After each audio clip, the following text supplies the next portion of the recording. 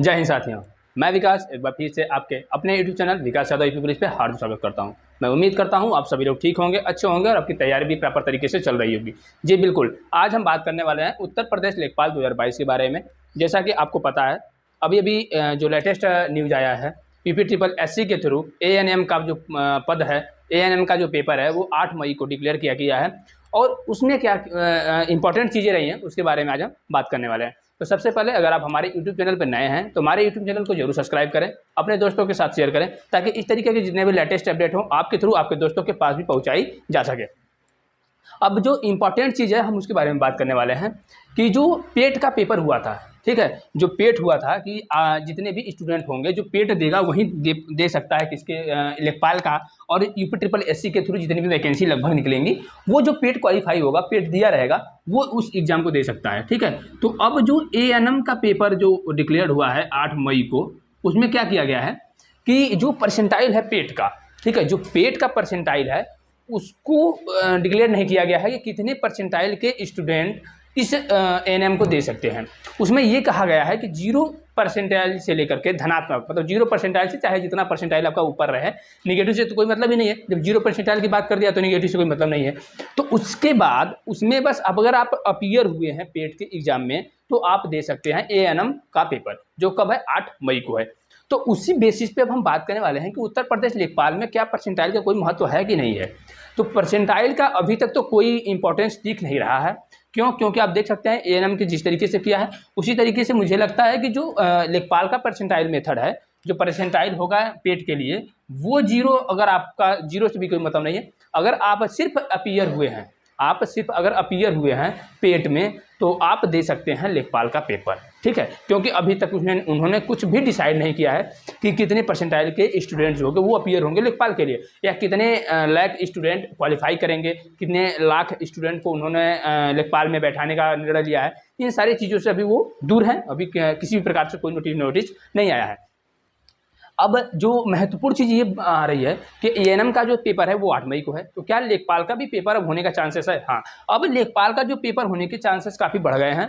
आपके जो पेपर है लेखपाल का वो अप्रैल के लास्ट में तो होगा नहीं, क्योंकि 8 मई को ANM का पेपर है। तो जब भी आपका पेपर होगा लेखपाल का वो ANM के बाद होगा, ठीक है। जो लेखपाल का पेपर होगा आपका वो ANM के बाद होगा। लेखपाल का जो पेपर होगा, लेखपाल का पेपर वो इसके बाद होगा, ANM के बाद होगा। मतलब ANM के बाद का मतलब 8 मई के बाद होगा।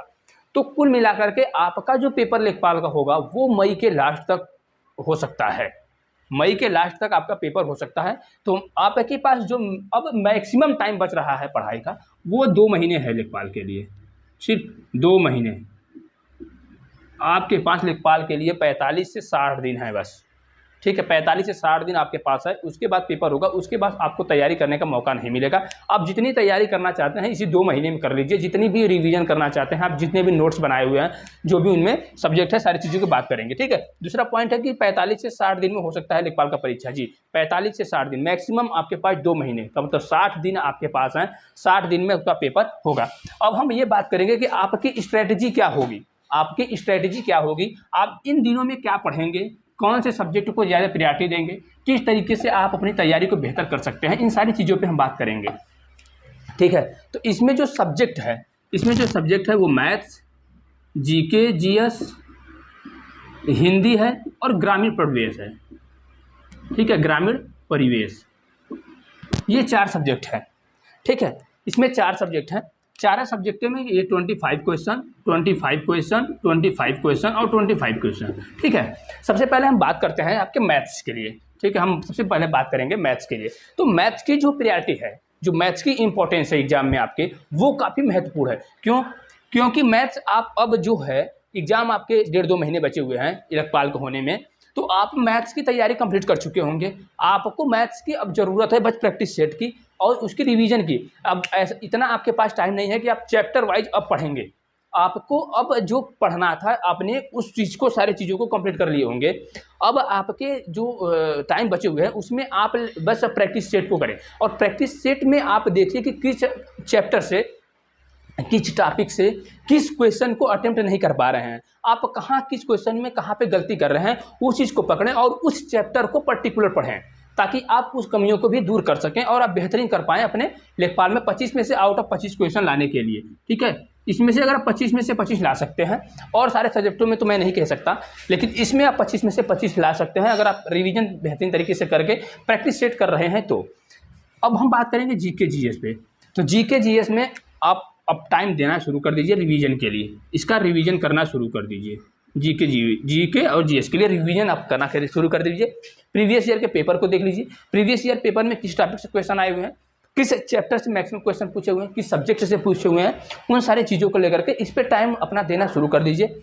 और हिंदी रह गई हिंदी की बात, तो हिंदी तो आप अगर चाहेंगे तो एक हफ्ते में रिवाइज कर लेंगे, पूरा एक हफ्ते मैक्सिमम है आपके लिए हिंदी में रिवाइज कर लेंगे। हिंदी का रिवीजन भी आप करते रहिए, हिंदी का भी रिवीजन करते रहिए। और इसका एक टेस्ट आता है यूट्यूब पे डेली पर्टिकुलर टेस्ट कराते हैं विवेक सर से आप डेली जो टेस्ट है वो अटेम्प्ट कर सकते हैं, रात को 8 बजे वो कराते हैं। तो विवेक सर का हिंदी का आप टेस्ट दे सकते हैं डेली। उसमें क्या है, आपकी हर सब्जेक्ट हर सब्जेक्ट का मतलब ये कि हर टॉपिक, हिंदी के हर टॉपिक से क्वेश्चन पूछे जाते हैं उस टेस्ट में। तो आप आपका चैप्टर जो होगा वो स्ट्रांग होगा और आप देख पाएंगे कि आप किस चैप्टर में आप क्वेश्चन नहीं अटेम्प्ट कर पा रहे हैं, उसको उस बुक से आप उस पर्टिकुलर टॉपिक को पढ़ें और उस भी चीज़ को अपने मजबूत बनाएं। प्रैक्टिस सेट का यही मतलब होता है कि आपके अंदर जो कमियां हैं, किस टॉपिक पे आप वीकनेस महसूस कर रहे हैं, उसको स्ट्रांग करने की कोशिश करेंगे और उसे रिवीजन करेंगे। उसके बाद ग्रामीण परिवेश है आपका पास। तो ग्रामीण परिवेश के लिए अगर आप जिस भी बुक से पढ़ रहे होंगे, जिस भी यूट्यूब के माध्यम से पढ़ रहे होंगे, वहाँ से इसका भी रिवीजन शुरू कर दीजिए। ठीक है, क्योंकि आपने नोट्स बनाए होंगे, काफ़ी मौका मिल गया आपको पेट के बाद, जो पेट का पेपर हुआ, पेट के बाद काफ़ी दिन हो गया, अभी लेखपाल का पेपर का डेट नहीं आया है, तो आप उसका नोट्स बनाए होंगे और जो नोट्स बनाए हैं बस पर्टिकुलर उसी को रिवाइज करते रहिए। आपको नया करने की कोई आवश्यकता नहीं है, नया कुछ करने की सोचने की भी आवश्यकता नहीं है। अब जितना आपके पास प्रीवियस है, आप प्रीवियस को पढ़ना शुरू कर दीजिए। जितने भी आप नोट्स बनाए हैं पहले के, उसी को रिवाइज कर दीजिए बार बार, उसी को रिवाइज कीजिए बार बार, प्रैक्टिस सेट जरूर कीजिए। ये सारी चीज़ें आपके लिए इंपॉर्टेंट है। और दूसरी चीज़, ये जो पेपर है लेखपाल का, ये काफ़ी महत्वपूर्ण होगा क्योंकि इसमें अच्छे स्टूडेंट्स बैठेंगे, अनुभवी स्टूडेंट्स भी बैठेंगे। तो इसका जो कट ऑफ है वो आप देख सकते हैं कि जो और भी एग्जाम हैं उससे कट ऑफ कितने हाई जा रहे हैं, तो इसका भी कट ऑफ जो है वो हाई जाएगा। क्यों? क्योंकि पढ़ने वाले लड़के जो हैं, स्टूडेंट हैं, वो कंटिन्यू पढ़ रहे हैं। ऐसा नहीं है कि वो एग्जाम का वेट कर रहे हैं कि एग्जाम 2 महीने बाद होगा तो मैं 2 महीने बाद पढ़ना शुरू करूँगा, 1 महीने बाद पढ़ूंगा, 15 दिन एग्जाम रह जाएगा तो मैं 15 दिन पढ़ूंगा। ऐसा नहीं है। जो स्टूडेंट्स पढ़ने वाले हैं, जो मेहनती स्टूडेंट्स हैं, वो कंटिन्यू पढ़ रहे हैं, अपनी पढ़ाई को जारी रखे हुए हैं। 8 घंटे की बजाय वो 6 घंटे ही डेली पढ़ते हैं, लेकिन वो डेली पढ़ते हैं, कंटिन्यू पढ़ते हैं। तो जो डेली पढ़ाई होती है, जो कंटिन्यू पढ़ाई होती है, उसमें आपके रूटीन में कोई डिस्टर्बेंस नहीं आती है और आपकी जो पकड़ होती है वो सारे सब्जेक्टों पे मजबूत होती है। तो इन सारे चीज़ों को आप ध्यान रखते हुए अपनी पढ़ाई को कंटिन्यू रखें। आपके पास मैक्सिमम 45 से 60 दिन बचे, 2 महीने बचे हुए हैं टाइम आपके पास। तो इन 2 महीनों में आप इतना बेहतरीन करें कि आपका पेपर बेहतरीन तरीके से और आप बेहतरीन अटेम्प्ट कर आएँ और आप एक अच्छा स्कोर करें, ताकि आपका सिलेक्शन यूपी लेखपाल 2022 में हो पाए। और 8085 पोस्ट है। ठीक है, तो ये रहा सारा डिटेल्स जो आपको महत्वपूर्ण था मेरे हिसाब से, मैंने बताने की पूरी कोशिश की है। तो अभी आज के लिए इतना ही रखते हैं। एक बार फिर कहना चाहूँगा, अगर आप हमारे यूट्यूब चैनल पर नए हैं तो जरूर सब्सक्राइब करें और अपना प्यार बनाए रखें। और अभी जो ये चीज़ है इसको आप एक बार जरूर फॉलो करें। ठीक है, तो अभी के लिए इतना ही रखते हैं, तब तक के लिए जय हिंद साथियों।